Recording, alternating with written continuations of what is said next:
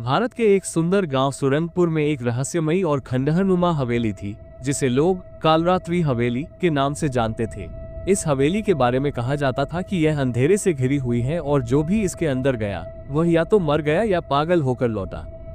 आदित्य और तन्वी, दो युवा जो अपने जीवन में रोमांच की तलाश में थे, इस हवेली के रहस्य को उजागर करने का निर्णय लेते हैं। आदित्य एक खोजी पत्रकार था और तन्वी उसकी कॉलेज की साथी जो पुरानी कहानियों और रहस्यों की शौकीन थी। रात का समय था और बारिश हो रही थी। दोनों ने अपनी जीप से जंगल का रास्ता लिया। रास्ते में उन्हें एक बुरे आदमी ने रोककर चेतावनी दी, बेटा उस हवेली में मत जाना, वहां केवल मौत है। लेकिन आदित्य ने अपनी जिद दिखाई, हमें सच जानना है, डर कर पीछे नहीं हट सकते। जैसे ही वे हवेली के पास पहुंचे, एक भयानक आंधी ने उनका स्वागत किया। हवेली काली परछाइयों से घिरी हुई थी। हवेली के अंदर का माहौल ठंडा और डरावना था। लकड़ी की सीढ़ियां चरमरती थी और हर कोने में सन्नाटा था। आदित्य और तन्वी ने जैसे ही अपना पहला कदम रखा, उन्हें लगा कि किसी ने उनका पीछा किया हो। अचानक एक कमरे का दरवाजा अपने आप खुल गया। कमरे के अंदर एक पुराना आईना था जो अजीब सी रोशनी से चमक रहा था। तन्वी ने उसे छूने की कोशिश की, लेकिन आदित्य ने उसे रोक दिया। कमरे के भीतर एक टेबल पर एक पुरानी डायरी रखी थी। आदित्य ने उसे खोला और पढ़ना शुरू किया। ये डायरी अंशिका नाम की एक लड़की की थी जो इस हवेली की आखिरी मालकिन थी। डायरी में लिखा था कि अंशिका को अपने पति विक्रम से बहुत प्यार था, लेकिन हवेली के अंदर छिपे गुप्त खजाने को पाने के लालच में विक्रम ने उसे धोखा दिया और उसकी हत्या कर दी। तब से अंशिका की आत्मा इस हवेली में कैद है। जैसे ही आदित्य ने डायरी बंद की, हवेली में तेज हवा चलने लगी। आईने से धुंधली परछाइयां बाहर निकलने लगी। अंशिका की आत्मा उनके सामने प्रकट हुई। उसने गुस्से से कहा, तुम यहाँ क्यों आए हो? क्या तुम भी मुझे धोखा देने आए हो? आदित्य ने खुद को संभाला और कहा, नहीं, हम सच जानने और तुम्हारी मदद करने आए हैं। अंशिका की आंखों में दर्द और गुस्से का संगम था। उसने कहा, अगर तुम मेरी मदद करना चाहते हो तो उस खजाने को नष्ट करो जिसने मेरी जिंदगी बर्बाद कर दी। आत्मा के निर्देशानुसार आदित्य और तन्वी ने हवेली के तहखाने में जाने का फैसला किया। तहखाना डरावना और गहरा था। वहां की दीवारों पर खून के निशान और अजीब सी मूर्तियां बनी हुई थीं। तहखाने में एक बड़ा तिजोरी जैसा दरवाजा था। जैसे ही उन्होंने उसे खोला, खजाने का एक बड़ा संदूक दिखा। लेकिन तभी विक्रम की आत्मा ने वहां प्रवेश किया। वो गुस्से से चीखते हुए बोला, ये खजाना मेरा है, कोई इसे नहीं छू सकता। विक्रम की आत्मा ने हवेली को हिलाना शुरू कर दिया। दीवारें गिरने लगीं और आदित्य व तन्वी को बचने का रास्ता नहीं मिल रहा था। अंशिका की आत्मा ने प्रकट होकर विक्रम से कहा, तुमने मेरा जीवन बर्बाद कर दिया, अब मैं तुम्हें चैन से जीने नहीं दूंगी। दोनों आत्माओं के बीच भयानक लड़ाई हुई। विक्रम की आत्मा खजाने को बचाने की कोशिश कर रही थी, जबकि अंशिका उसे नष्ट करना चाहती थी। आदित्य ने साहस दिखाते हुए खजाने को आग लगा दी। जैसे ही खजाना जलने लगा, हवेली में तेज रोशनी फैल गई। विक्रम की आत्मा चीखते हुए गायब हो गई।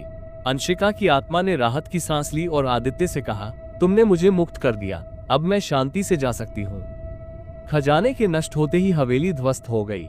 आदित्य और तन्वी ने किसी तरह अपनी जान बचाई और वापस गांव लौट आए। उन्होंने इस अनुभव को अपने जीवन का सबसे बड़ा सबक माना। कालरात्रि हवेली, जो कभी अंधेरे और मौत का प्रतीक थी, अब केवल एक कहानी बनकर रह गई। आदित्य और तन्वी ने अपनी रिपोर्ट के जरिए लोगों को ये संदेश दिया कि लालच और धोखा हमेशा विनाश का कारण बनते हैं। और उस अंधेरी रात के बाद उनकी जिंदगी में न केवल रोमांच था, बल्कि एक नई शुरुआत का वादा भी। दोस्तों, हमारी ये दूसरी कहानी है। हिमालय की ऊंची पहाड़ियों के बीच बसा एक छोटा सा गांव था जिसका नाम धूपगढ़ था। ये गांव अपनी खूबसूरती और शांत माहौल के लिए जाना जाता था, लेकिन इसके पास स्थित एक पुराना महल गांव वालों के लिए हमेशा से डर और रहस्य का प्रतीक रहा था। इस महल को लोग अंधेरे का महल कहते थे। गांव वालों का कहना था कि यह महल श्रापित है। यहाँ एक आत्मा का वास है जो हर साल किसी को अपना शिकार बनाती है। कई लोग इस महल में गए, लेकिन या तो वे लौटे नहीं या फिर लौटकर वे पागल हो गए। एक दिन अर्जुन, जो इतिहास का शोधकर्ता था, अपने दोस्त रीमा, जो एक खोजी पत्रकार थी, के साथ इस महल के बारे में सुनकर वहां पहुंचा।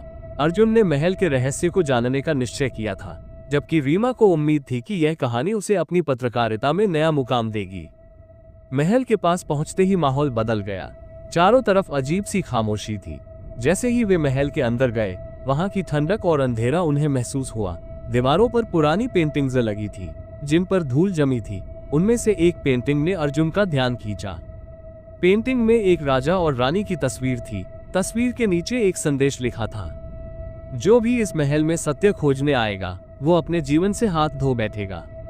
रीमा ने इसे पढ़ते ही अर्जुन से कहा, यह शायद गांव वालों को डराने का तरीका होगा, हमें इसकी परवाह नहीं करनी चाहिए। अर्जुन ने पेंटिंग को और ध्यान से देखा। उसके पीछे एक और संदेश छिपा था, सत्य की खोज करोगे तो खजाना पाओगे, परंतु हर खजाने की कीमत होती है। ये पढ़ते ही अर्जुन का जिज्ञासु मन और सक्रिय हो गया। वो इस रहस्य को सुझाने की ठान चुका था। रात गहराते ही महल का माहौल और डरावना हो गया। अर्जुन और रीमा ने महल में रुकने का निर्णय लिया था। आधी रात को अचानक एक भारी दरवाजा अपने आप खुलने लगा। उसकी चरमराहट ने रीमा को डरा दिया। तभी एक महिला की छाया दिखाई दी। वो हवा में तैर रही थी। उसकी लाल जलती हुई आंखें अर्जुन और रीमा को देख रही थी। वो गहरी भयानक आवाज में बोली, तुमने इस जगह की शांति भंग की है, अब तुम यहाँ से बचकर नहीं जा सकोगे। रीमा डर के मारे कांपने लगी, लेकिन अर्जुन ने साहस दिखाते हुए कहा, हम यहाँ सत्य जानने आए हैं और हमें कोई नहीं रोक सकता।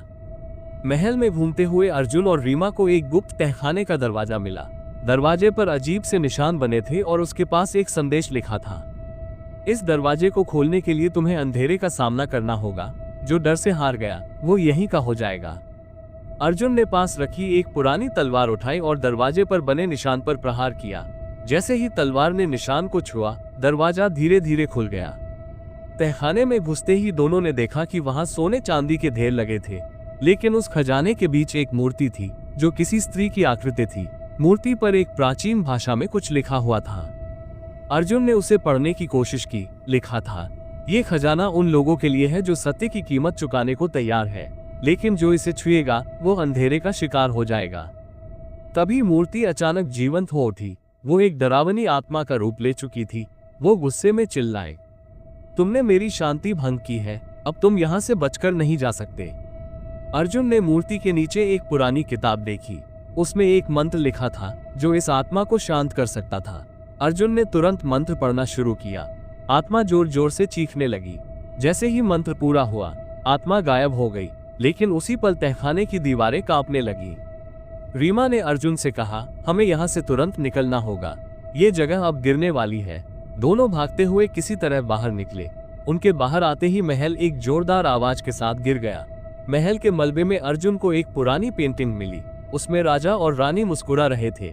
शायद आत्मा को मुक्ति मिल गई थी, लेकिन अर्जुन और रीमा के मन में एक सवाल हमेशा के लिए रह गया, क्या ये खजाना सच में श्रापित था या ये सब उनकी कल्पना का खेल था?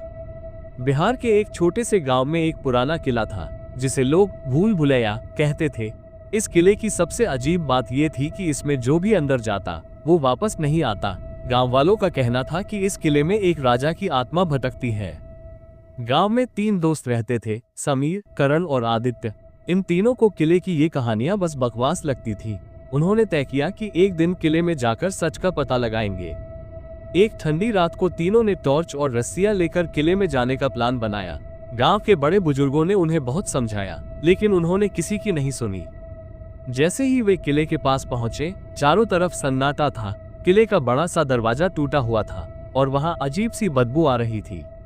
दरवाजा खोलकर जैसे ही वे अंदर गए, ठंडी हवा का झोंका आया।